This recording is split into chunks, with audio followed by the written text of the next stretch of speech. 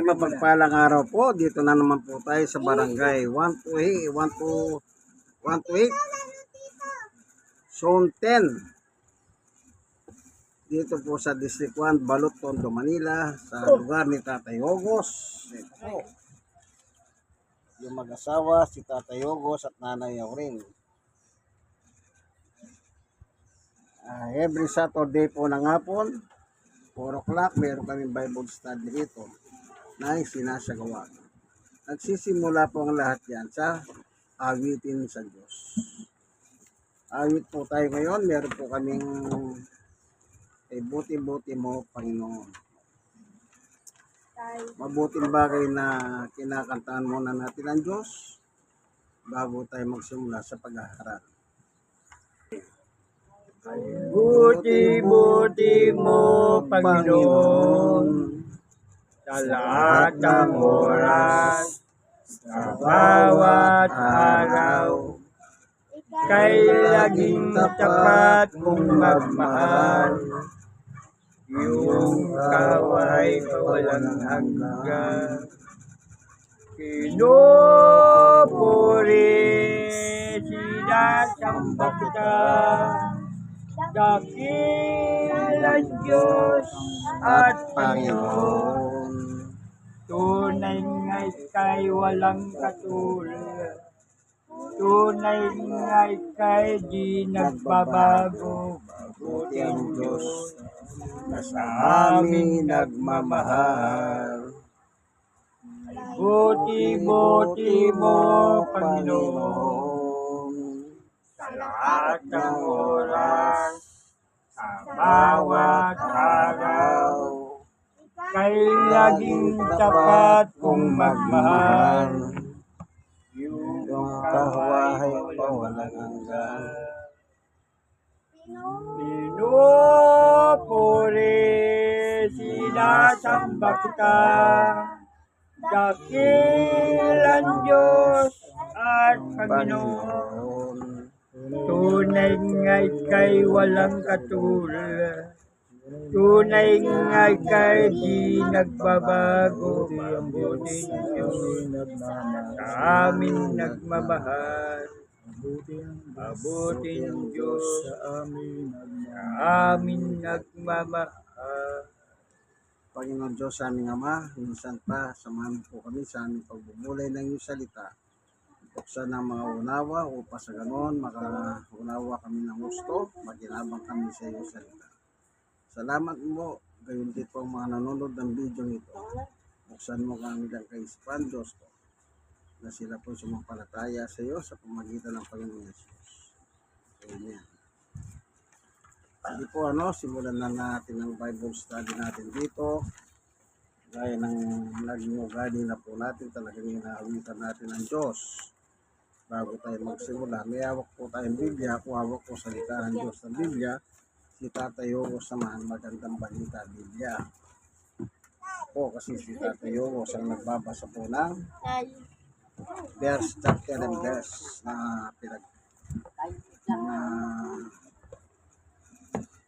binabasa po. Ngayon, ang ating titignan po, ang sigurado ba ang Diyos na mamarusa? Yan. Ang Diyos na mamarusa ba talaga? Sa Biblia po, ay sinigurado ng Diyos na merong parusa. Tignan po natin dito sa kasulatan. Ito, titignan lang natin na. Dito po sa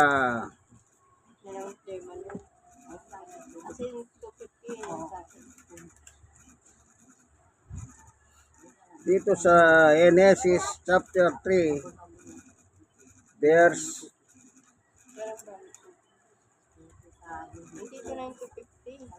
sa 22, 23, 24. Yun, hanggang doon lang, Tatay Ogos. Ito po ay paninigurado lamang na ang Diyos ay nagpaparusa sa mga nagkasala sa Kanya.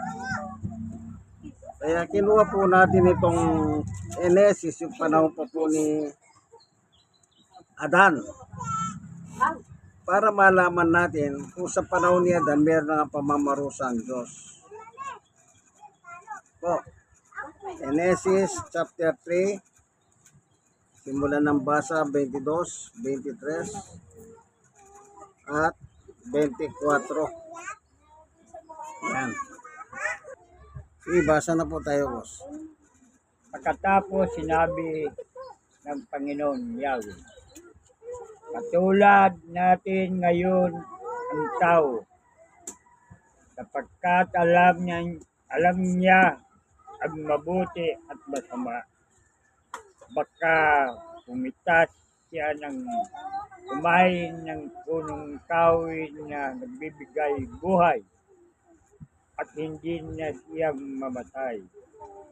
Kaya pinalayas niya sa halaman ng Eden ang tao upang magbungkal lupang kanyang pinagmulan. Pinalayas nga niya ng Diyos at ang sa dakong silangan ang halaman ng Eden ay naglagay ng Diyos ng bantay na kerubin. Naglagay na rin siya ng espadang nagniningat na umiikot sa lahat ng panig upang hindi malapitan ninuman ang punong kahoy ng buhay. Amen. Ayan. Pinalayas. Pinalabas sa Garden of Eden. Yan ang parusa. Isipin nyo, nasa Garden of Eden ka, pipitas ka na lang ng bunga, kakain ka. Wala ka ng trabaho eh. Pero liban doon sa isang puno, huwag mo lang pakialaman. So, kung ano pa yung pinagbabawal, yun pa pinakialaman ng dalawang tao o unang tao. Tingnan natin yung diskusyon ni Satanas at ni Eva. Dito pa rin sa Genesis chapter 3, Tatay Ogos. Basahin mo naman ngayon yung verse 1, verse 2, verse 3, verse 4, 5, Genesis, Kapitulo 1, chapter 6, chapter 3, Genesis chapter 3. Simulan mo sa verse 1 hanggang verse 5. Ito po yung sani ng kasalanan ng tao. Pagmasdan ninyo, meron kayong madidiscovery dito. Meron kayong madidiscovery dito. Hindi dahil kumain sila ng bunga ng punong kahoy na yon, kaya sila nahulog sa kasalanan. Andyan mismo po yung babasahin ni Tatay Ogos, kung matyaga lang kayo ha. Tatay Ogos, medyo lakasan mo Tatay Ogos, ano? Para nakita mo na. nakita po. Pakibasa nyo na po. Ang pinakatuso sa lahat ng hayop na nilikha ng Panginoon Yahweh. Isang araw, tinanong nito ang babae, totoo bang sinabi ang Diyos na huwag kayo kakain ng anumang punong kahoy sa halamanan? Sumagot ang babae, maaari namin kainin ang anumang bunga ng halamanan, huwag lamang ang bunga ng puno na nasa gitna yun. Sinabi ng Diyos na huwag naming kakainin ni ipuin man ang bunga nito. Kung kami raw ay kakain nito'y mamatay kami. Ngunit sinabi ng ahas, di totoo yan. Hindi kayo mamamatay. Sinabi lang yan ng Diyos. Kapagkat alam niya kung kakain kayo ang bunga, yun ay makakaunawa kayo. Kayo magiging parang Diyos at nalalaman niyo ang mabuti at masama. Amen. Ang tanong, nano sa binasa, yung dahilan ng kasalanan. Nakuha niyo po ba? Naintindihan ninyo yung binasa ni Tatay Ogos? Oh. Ano? Meron ba kayong alam ng sagot doon? Ando sa binasa niya, napakaliwanag. O Tatay Ogos, yung salitang huwag kayong kakain, sabi ng Diyos, ng bunga ng punong kahoy nasa gitna ng halaman. Ang unang salita doon, huwag, huwag, huwag. Anong ibig sabihin ng huwag? Ay huwag. Salitang pautos. Sa 10 utos, sabi ng Diyos, huwag kang papatay. Anong utos? Huwag kang papatay. Ang sinabi ng nag-uusap si Adan at Eva, anong sabi ni Eva? Huwag daw po kaming kakain ng bunga ng halaman sa gitna. Hindi niya sinabing kung ano-ano. Ang nakalagay dyan, huwag. O, ulitin mo nga yung Tatay Ogos, siguro nasa verse 2 yun eh. Ulitin mo nga yung verse 2. Yung sa chapter 3, verse, sige na nga, 1 and 2. Pag-ibasa mo rin yung Tatay Ogos. Yung uli mong binasa, chapter 3, verse 1 to nga. Ang ahas ang pinakatuso sa lahat ng hayop na nilikha ng Panginoon, Yahweh. Isang araw tinanong nito ang babae, totoo ba sinabi ng Diyos na huwag kayo kakain ng anumang bunga ng kahoy sa laman? O, tuloy, sa 3. Sumagot ang babae, maaari namin kainin ang anumang bunga sa halamanan. Ganun lang. Yung 3, tapusin niyo po yung 3, verse 3. Huwag lamang ang bunga ng puno na sa gitna na yun. Sinabi ang Diyos sa huwag namin kakainin at ipunin man ang bunga nito. Kung kami raw ay kakain nito, mamatay kami. Amen. Ang nakalagay, wag. Puro wag na lang ang sinabi ni si Eva. Oh. Pero sumunod ba si Eva? Hindi. Paulit-ulit niya sinabing wag, wag, wag, wag kang kakain. Pero kumain pa rin. At tinunta niya pa si Adan, pinakain niya pa. Kaya nahulog silang pareho sa bitag ni Satanas. O, kita nyo? Hindi dahil kumain silang bunga ng punong kahoy, kaya sila nagkasala.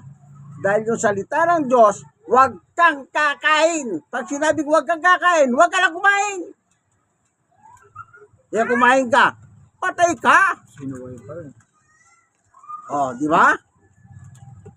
Kagaya ng 10 utos, huwag kang papatay. Anong ginawa ni Duterte? Patayin mo yan. Nasan ngayon si Duterte? Nakakulong. Matigas ang ulo. Oh. Akala nyo nagbibiro ang Diyos? Doon pa lang sa kasaysayan ng unang tao, meron ng parusa. Nakalasap ng parusa si Adan. Pinalayas. Ano sabi ng Diyos? Adan, kailangan yung bawat kainin mo, magmula sa pagod mo, sa pawis mo, magbungkal ka ng lupa. Ang masakit doon, bago siya nagbungkal ng lupa, sinumpa ng Diyos ang lupa. Kaya hanggang ngayon, ito, si Tatay Ogos, tatanungin ko, ano ito eh, Hortilano ito, farmer ito eh, magbubukid. Hindi ba Tatay Ogos, nililinis ang bukid? Inaalis yung mga damo Abo. bago lagyan ng tanim. Pero magtataka ka, malinis na, tinamnan ng papalay, habang tumatagal, tumutubo ang mga masamang damo. Hindi ba kayo nagtataka niyan? Nagtanim ka ng palay, ang tutubo mga damo. Hindi palay. Ibig ko sabihin, may palay, pero bakit may damo? Samantalang nilinis muna yung bukid, lahat nilinis na. Gumamit ng yung mga bulldozer, panglinis. No, kalabaw lang eh. Pero ngayon, hindi na, ang traktor na. Traktor na kalabaw nung araw. Oh. Kasi po, sinumpa ang lupa nang dahil sa kagagawa ni Satanas. Oh, kita nyo? Kaya yung salita ng Diyos, wag nyo nang ipagpilitan ang gusto nyo. Kasi po, masasayang lang ang buhay natin dito sa ibabaw ng lupa. Sipin mo, sarap ng buhay ni Adan at Eva. Laging magsasaka sila. Ang buhay magsasaka mahirap. Hindi ako magsasaka kaklase ko nung araw. Mga magsasaka. Kaya mahirap. Hindi ka gaganda ng lalaki sa bukid. Ang balat mo masusunog. Mag-iibang itsura mo. Oh. Sige nga, magsabi nga kayo, mayroon bang nagtrabaho sa bukid ng Kakay. maganda lalaki? Ako meron akong naging kaklase. Nung mag-reunion kami, magkita-kita kami. Hindi naman siya nang mapamintas ako, pero talagang malayo sa katotohanan. Mahirap talagang sa bukid. Oh. Mahirap sa bukid. Tignan natin yung sulat ni Juan. Unang Juan. Ganito ang nakalagay, ano?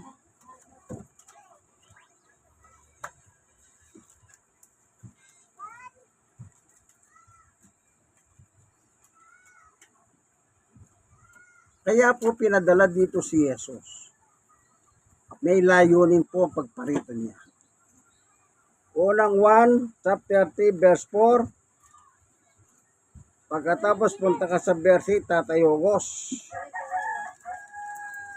Alamin natin, anong dahilan? Bakit naparito si Jesus? Pwede bang huwag na lang pumunta si Jesus sa lupa? Pwede. Unang 1, chapter 3. Verse 4. At saka verse 8 lang, Tatay Ogos. Pwede naman huwag nang magpunta si Jesus dito sa lupa eh. Pero pag hindi siya pinadala ng Diyos dito sa lupa, papunta tayo, isa lang ang destinasyon natin. Kahit ikaw yung pinakagwapong nabubuhay sa mundo, ikaw ang pinakamagandang nabubuhay sa mundo, ikaw yung pinakapangit nabubuhay sa mundo, pare-pareho lang ang ating punta. Impyerno. Tignan nyo, basahin natin. Mamaya. Tayo, basahin po. 1, Unang 1, chapter 3, verse 4. 4. Oo. Lang po. Saka ka pumunta sa 8. At tumalong ka ngayon sa 8. Pagkatapos binasa yung 4, tumalong ka sa 8. Yan. Yung dalawa lang yan, Tatay Ogos. Anong trabaho ng Panginoong Yesus dito? Babasahin. Opo. O nakita mo na, Tayo Ogos? Opo. Sa bawat kasala ay walabag sa kautusan ng Diyos, sapagkat ang kasalanan ay paglabag sa kautusan. Ang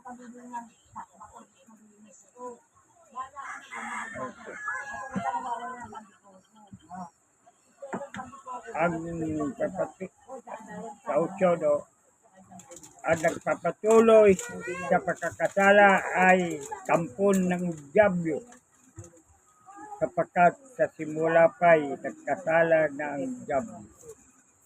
Kaya naparito ang anak ng Diyos upang wasakin ang magagawa ng Diablo.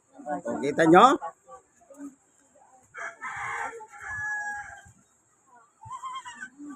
Ang trabaho ng Panginoong Yesus, wasakin ang gawa ng Diablo sa atin. Kung hindi pinadala, hindi papunta tayo sa isang lugar lang, sa impyerno.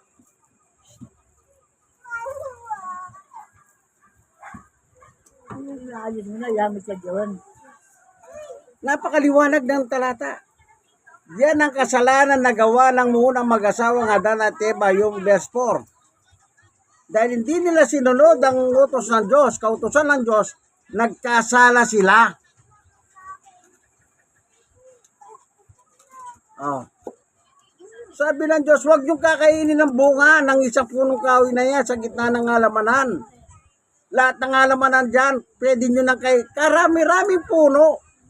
Pinakailaman pa isa. Pinakialaman yung isa, kung alin yung pinagbabawal, huwag kainin. Itong si Eva naman, darling, sabi niya kay Eda, no, tikman mo, napakasarap. Dahil na love niya, Dan, yes, darling, tikman ko na nga. Yes. Nahulog sila sa kasalanan ni Satanas. Hindi dahil nakakain sila ng bunga, kundi yung salita ng Diyos ang nilabag nila. O, yung salita nila bag nila. Huwag kayong kakain yan. Kaya pag meron talata sa Biblia, huwag tayo kakain ng ganyan. Pagtiisin nyo. Ang dami naman pwede kainin pagkain. Ba't ka? Ewan ko, yan taho. Yung pasaway. Tagatondo yata talaga si Eva, si Adan, kasi Adan. Tagatondo siguro yan. May pasaway eh. O palaway. Ngayon, di Sa utos. sasakyan natin si Pasaway. Tatayo ko, sige, tignan natin yung Pasaway. Tal, binanggitan ni Brother Marlon yan. Kung ano naman yung Pasaway. Efeso 2. 1-2. Yan. Diyan natin makikita yung salitang pasaway. Kaya kung pasaway kayo, eto, makinig kayong mabuti.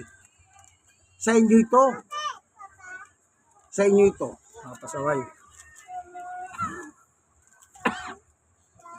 Si Brother Marlon, parang inusga niya yung mga taga-Tondo, pasaway. Episode 2. Efeso 2:1-2. Yan. Tignan naman natin yan. Sinabi naman huwag kainin, kinain. Ang dami naman bunga, dami-dami pagkain. Nga, no? No? Kahit naman ako, ba't kakainin ko? Sinabi na nga huwag nang kainin. Ano yun? Binagyan na ng ni Satanas. Pinaganda niya. Kasi nung makita ni Eva yung bunga, napakaganda. Napakasarap kainin. Parang kung sa... Baga lahat ng pang-akit ginawa niya Oo. para kainin ng Eva eh. Oo. Kaya naano siya eh. Nadala siya eh. Hindi bali sana kung sinarili na niya. Nandamay pa eh. Tapos sinabi ni Baron, ikaw muna kaya kumain, tikman mo bago kami. Nakita mo na tayo, Gos. Efeso 2:1-2. Yan. Yan natin makita yung salitang pasaway. Ito, kung pasaway po kayong anak o magulang. Nung una, patay kayo. Dahil sa inyong mga pasaway sa mga kasalanan. Sinunod niyo noon ang masamang takbo ng mundo. Ito. At nagpaalaling kayo ang pinuno ng mga kapangyarihan ng ipapawid. Ang Espiritu nag-ahari sa Espiritu nag-ahari sa mga taong ayaw pasakot sa Diyos. Amen. Yan palang pasaway, ayaw pasakot sa Diyos. Nasa Biblia pala yung pasaway eh. Yan pala yung mga taong ayaw pasakop sa Diyos. Si Adan, nagpasakop ba? Hindi. Sinabi na nga ang Diyos, wag eh. At alam ni Eva yan. Bakit? Nireplay niya sa harap ni Satanas. Ano sabi siya? Totoo ba, Eva? Huwag kayong kakain. Ano ba sinabi ng Diyos? Huwag kaming kakain. Pag kumain kami, mamamatay kami. Anong ginawa niya? Kumain pa rin. Alam na nga niya may sentensya eh. Kinain niya pa. Ang tanong, namatay ba si Eva nung oras na yon? Namatay ba si Adan nung oras? Hindi. Ang unang mararanasan ng tao, spiritual death. Kaluluwa. Yung tao at ang Diyos mag-iwalay muna. Isaiah 59:1-2. Nandahil sa kasalanan. Ito, babasahin ni Tatay Ugos, baka akala nyo. Ano pa ho? Isaiah 59. 1 and 2. 1 and 2. Oh. Ito po yung unang mararanasan ng tao kapag ikaw ay pasaway sa Diyos. Ang tawag dyan, under curse. Nasa ilalim ka na ng sumpa ng Diyos.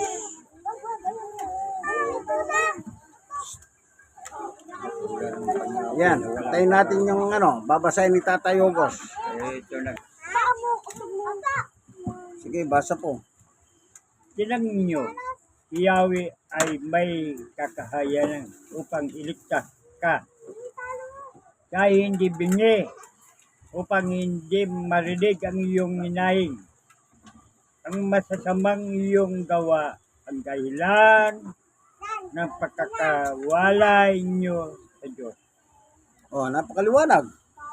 Nagkasala kayo kaya hindi nyo siya na makita at hindi niya kayo narinig. Hindi ba napakaliwanag? Yan yung spiritual death. Nalayo kayo sa Diyos dahil sa kasalanan. Kaibigan, lahat po tayo mga nabubuhay na tao rito. Lahat po tayo biktima ni Satanas. Una nagsimula yan sa Garden of Eden. Hanggang ngayon, wala na yung Garden of Eden. Nandito na sa lupa si Satanas. Itinapos siya ng Diyos dito. Kaya tignan ninyo yung katabi ninyo. Baka nandiyan pala siya. Madalas ko sinasabi yan. Panguling talata. Pahayag 12:9. 12:9 ako. Opo. Panguling talata na yan, ano? Kaya ngayon, tinapos siya ng Diyos dito sa lupa, sa atin. Anong trabaho ni Satanas? Mandaya na naman. Naghanap siya ng Eva.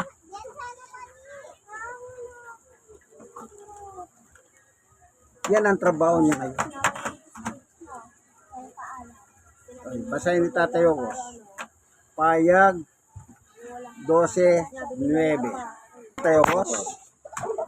Tinapon ang napakalaking dragon, ang matandang ahas na tinawag na Diablo at Satanas naman nagdaraya ng buong sanlibutan. Tinapon siya sa lupa kasama ang lahat ng kanyang mga kampo. Ayan, maliwanag ha. Tignan nyo ang katabi ninyo, kaibigan. Baka katabi ninyo pala. Katabi nyo pala. Madalas ko sinasabi yan.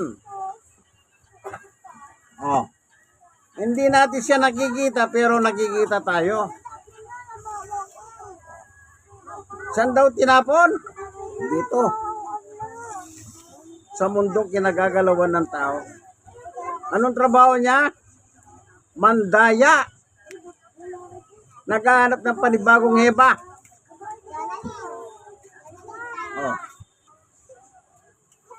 Kaya tatandaan nyo kaibigan, ang plano ng Diyos sa tao, nasira po ng dahil kay Satanas. Napakaganda ng plano ng Diyos sa tao. Winasak lamang ni Satanas. Oh. Kaya kung di nyo pa po sinusuko ang buhay ninyo kay Jesus, isuko nyo na po. Baka bago pa lang kayo mamatay, baka maisam pa kayo ni Satanas. Dapat bago man lang tayo pumikit ng mata, dumaretso ang ating paha, straight, naisuko na natin ang buhay kay Jesus. Bakit po? Hindahin tayo ang talo eh. Bakit? Pagpatay ka na, hindi ka na pwedeng ipagdasal. Yun namang iba reliyon, ipagdadasal pa rin yung patay. Amoy lupa na po yun. Ipagdadasal mo yung lupa. Mag-isip naman kayo. No. Yung kaibigan kay Jesus, Brother Manny Bautista. Salamat po, Panginoon Diyos, sa iyong turo at aral sa amin. Pinahalam mo sa amin ang kasalanan kung paano nangyari. Salamat. At meron kami, Panginoong Yesus, na pinadala mo upang wasakin ang gawa ng dyablo sa mga buhay natin. Salamat po, Panginoong Yesus. Amen. Awit tayo. Diyos ay pag-ibig. Kayong nanonood ng video nito, sana meron kayong natutunan. Ito po. Sana. Napakaliwanag ng turo ng Diyos ng kanyang aral. Pag-ibig ang siyang tumukaw sa ating puso'y kaluluwa. Ang siyang nagdulog Sa ating buhay ng ditong araw at pag-asa, pag-ibig ang siyang buklo natin, di mapapawi kailan pa man sa puso'y diwa. lamang. Kahit na tayo'y magkawala, pagkat ang Diyos natin, Diyos ng pag-ibig, magmahalan tayo'y magtulungan, at kung tayo'y bigo, ay huwag limutin na may Diyos tayo nagmamahal. Ikap sa ating pagsuyo, ating ikalat sa buong mundo. Jesus, ang siyang subako sa bawat pusong uhaw sa pagsuyo. Pagkat ang Diyos natin, Diyos ng pag-ibig, magmahalan tayo'y magtulungan, at kung tayo'y bigo, ay huwag limutin na may nagmamahal. Diyos ay pag-ibig. Maraming salamat po, Panginoong Diyos, sa iyong turo at aral. Nabusog po kami, binusog mo kami ng aming pagkain pangkaluluwa. I-bless mo po kayo ng bawat isa, maging itong mga bata po, Panginoong Diyos, na nandito. Sana po sa kanilang paglaki ay maging tunay po silang alagad mo. Maraming salamat po sa pagkakataon na binibigay mo sa amin na kami po ay nakapagbubulay ng iyong salita ayon sa Biblia. Salamat po sa ngalan ni Jesus. Amen. Ito pong inyong kaibigan kay Jesus, Brother Manny Bautista. Minsan pa, kumabati po sa inyo ng magandang araw. God bless us all. Barangay 128, Zone 10, Isipwan, Balot, Tondo, Manila. Dito sa lugar ni Tatay Ogo sa Paradise Site. Dito po sa permanent housing, Smoky Mountain. Kabayo.